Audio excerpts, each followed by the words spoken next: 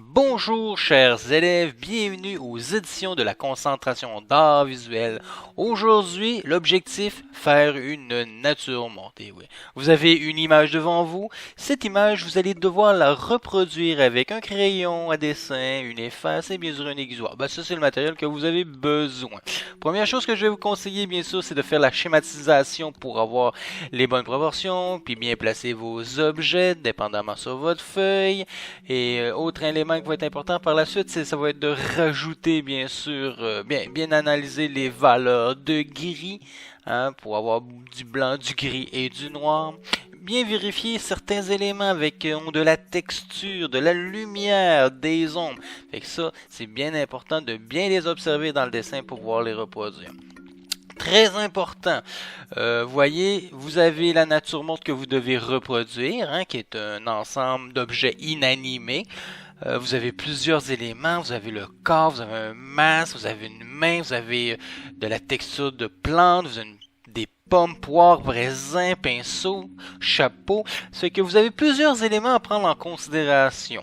Les objets en tant que tels, leur forme, la disposition, leur proportion, s'ils sont à l'avant ou à l'arrière, leurs ombres, leur lumière, leur texture.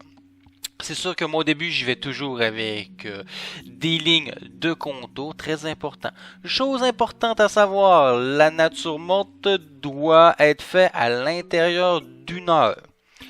Après ça, vous prenez une photo, hein, bien sûr. Si votre enfant désire améliorer la nature morte, il n'y a aucun problème, mais en autant que j'ai une photo correspondant à la nature morte après une heure, si ça y en prend 2 puis 3 heures pour vraiment avoir le résultat optimal pour lui, ben vous m'envoyez une autre photo, hein, vous prenez, je veux dire, une autre photo, et vous bien prenez le temps de noter que cette photo-là a pris peut-être 1 heure ou 2 heures, dépendamment, 1 heure et demie, dépendamment. Par la suite, dans le courriel, vous allez avoir aussi un questionnaire à remplir. Et idéalement, d'autres photos correspondant au projet. Je répète, vous devez avoir une photo de la reproduction de cette nature morte qu'on voit à l'instant.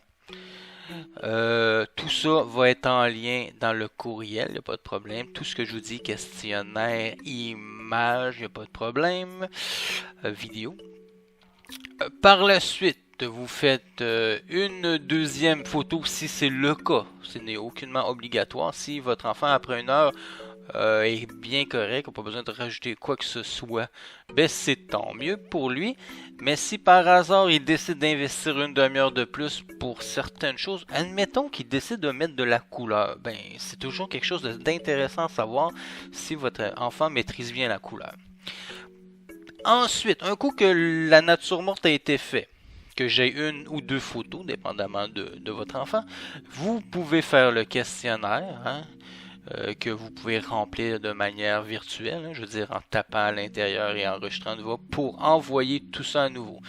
Et vous devez ajouter aussi dans le courriel 3 images d'œuvres autres que la nature morte, qui veut dire peut-être un projet en argile, peut-être une peinture, peut-être un dessin, peut-être un bricolage en carton, peu importe, quelque chose que votre enfant a fait soit à l'école ou soit à la maison, qui est fier aussi en même temps.